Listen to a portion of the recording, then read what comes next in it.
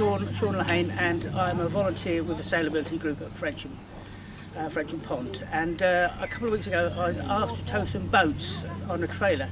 Now I had no idea at the time how to load boats onto a trailer, and although I got lots of help from a lot of people, they did a little bit and then got called away or whatever. So I thought I'd make a little process, a little film about how we can load up a trailer. Now the whole point of this is I'm not going to tell you how to tie things on. I'm not going to tell you how to, whether you've got strings or straps. That's entirely up to you. It's your responsibility as the driver to make sure that the trailer is loaded correctly or loaded to your satisfaction, and that the boats will arrive safely at their destination, and more to the point, that you will be able to drive there in safety and with safety to the other road users. So, okay, we start now.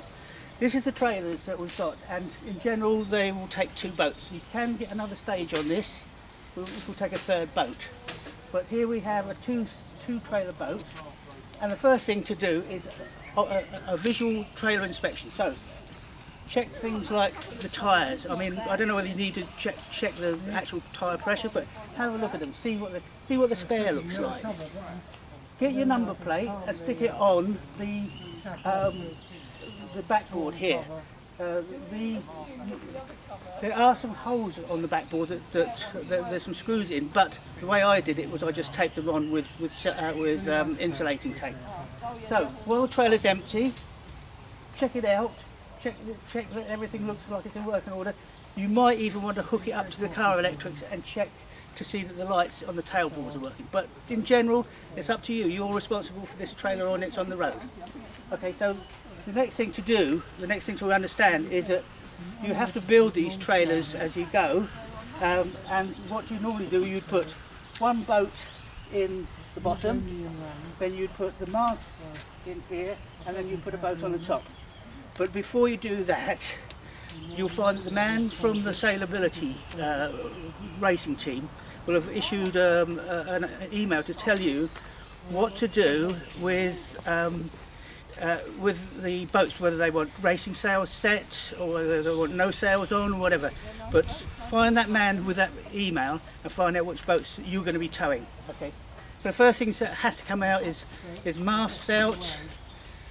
In their sail bags with racing sails on, or the old sails taken off, and the keels out. Now the keels are the first thing that have to be loaded onto the trailer.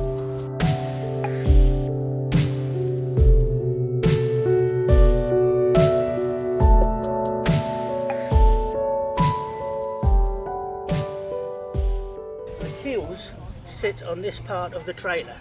Now it's wise to get the keels on before you build any other part of this trailer. So get the keels on and strap them down or tie them down, whichever is you fancy, and make sure that they're nice and secure before you start building any more on top of it, because it's fiddly getting underneath. If there's a boat here, you can't get under here to tie it down. So the message is get the keels on. Now the Sailability keels have got a very heavy end, which is the end that's at the bottom of the lake, and a light end. And whether you want the light end this end of the trailer or that end of the trailer, or heavy end that end of the trailer, that's entirely up to the driver's preference. Some people like towing stuff with the weight towards the back, other people like towing stuff with the weight towards the front. But it's your responsibility in the end. But make sure that they're on board, they're tied down secure, and they're not going to move around.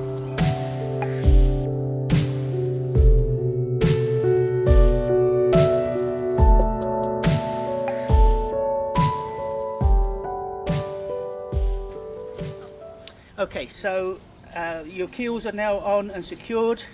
It's time to get the first boat hull in. So when I say the hull, sails are out, the keels are out, the rudders are out, everything's out of the boat. All you've got is a boat shell, and that boat goes in with the pointy end at this end, as you would on a normal launching trailer. So, and if you notice that at this end of the trailer, you've got these lugs here. Well, every boat and every trailer, or launching trailer, will have a painter on it. So it's as wise that once you get the boat on, just tie the painters on here. So that secures that. You can then secure the body of the boat a bit later, but before the next stage at least. So the boat comes on, tie up the painter, and then secure the boat down with either straps or ropes. Now how you do that is up to you. I prefer to use straps with ratchets on, but I know other people in the club like to, they trust in their own knots better than they do a mechanical ratchet.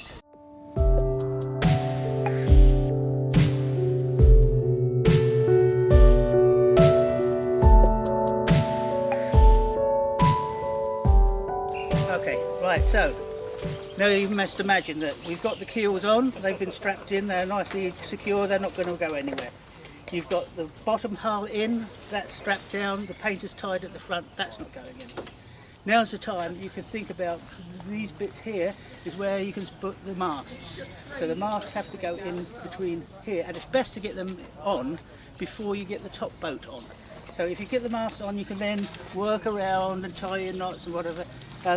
One of the things to note is that if you are to have masts in that have sails wrapped around them and then sail bags on top of that, you have the tendency to lash it here, but you could still pull the mast out. And so what we would do normally is we would try and lash the masts at the back to stop them moving back and causing damage to other road users. Okay, so get your masts on, make sure they're nice and secure, strap them down, and you're ready for the last bit, which is putting the top boat on.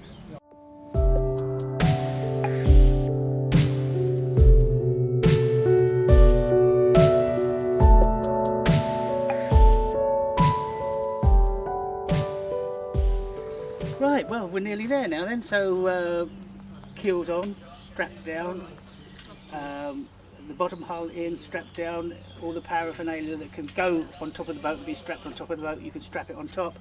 You've had the mast on, that's strapped in. The final bit is to invert the second boat on the top of these stanchions here. Once again, when you got the boat on, you can tie off its painter on the front lugs here, and then with the painter tied on, you can then secure the boat on here. Now, I prefer to use straps, so I would go with a secured at the front point. I would strap this one to that one, but I'm not saying that's how you should do it. That's how I do it, and that's how I feel confident that that boat is not going to move then. Anchored there and strapped down on here. Then the very final bit is you have two trolleys now which are left standing on the ground, so the trolleys now have to go on top of the inverted boat here, and the normal thing is to do with the trolley handles coming down towards the lugs on the front of the boat here. Once again, trolleys have painters, so when you get the trolleys on, tie their painters on here, that fixes them there, then secure them on the top of the boat here. In fact, yes, I mean it's up to you. You could even say, well, why not just wait until the trolley's on and then put the strap or the rope across everything to hold it down. I think swings around a bit. The last thing is that once you've got the trailer loaded, is that you give everything a shove, make sure that nothing can move. Inspect everything that you can see. Nothing's going to fall out. Nothing's going to jump off. And nothing, especially if you're using straps, you find that the straps have long tails on. Make sure those tails are tied in or tied back. You don't want a tail dropping off here and winding itself around the wheel when you're on the motorway, and that could be very embarrassing. So the last thing is really a safety check to make sure that you're happy with the boats on here. And finally is obviously hook up the boat, hook up the trolley to the car or whatever you're towing it with, raise the jockey wheel, and do the electrics. There's something I want to show you about the jockey wheel, and it's this.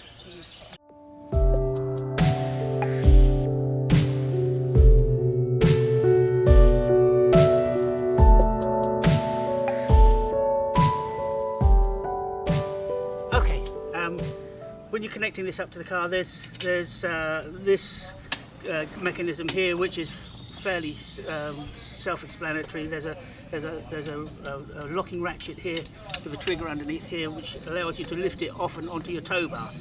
There's a safety strap here, which also has to go around to the tow bar. So if this does, for whatever reason, jump out of the ball and socket, you've still got this secondary thing. Here's your electrics down here. That plugs into your car. These are the standard plugs that we use. They have got 7 pins. Yes, so there's 3 which looks like they're receivers and 3 which are power givers. So that's the type of socket you want. I think they have got a more complex one, which is sort of Continental standard, but this is the one we use. 7 pins. Okay, and right, jockey wheel. I want to tell you a little bit about the jockey wheel now. So the jockey wheel has got a screw threaded lever here, which will clamp the jockey wheel down. And in addition to that, you've got a windy mechanism here, which brings the jockey wheel up and down. Now, once you've got it hooked up to the car, you should wind this jockey wheel up into the vanes that you can see down here. So this wheel has to go up into the vanes here until it locks there. That will lock the wheel up in the straightforward position. And once you've done that, you can then undo the clamp, raise the whole jockey wheel and clamp it down, make sure it's tight and secure. Spare tyre, make sure it's pumped up well. And I suppose that's the last bit, but the important bit is that you have to be, once you're on the road for, say, 2 miles or a mile or whatever, you stop the car in the lay-by, give the trolley a good shake, make sure there's nothing come loose, and just make sure that if you're not happy, make the adjustments. But if you're not happy, make the adjustments, then do another couple of miles, then check them again. So until you're happy that, yes, because once you're on the motorway, that's a recipe for a disaster if anything goes wrong there. And that, I think, is just about it on how to load a trolley, towing boats.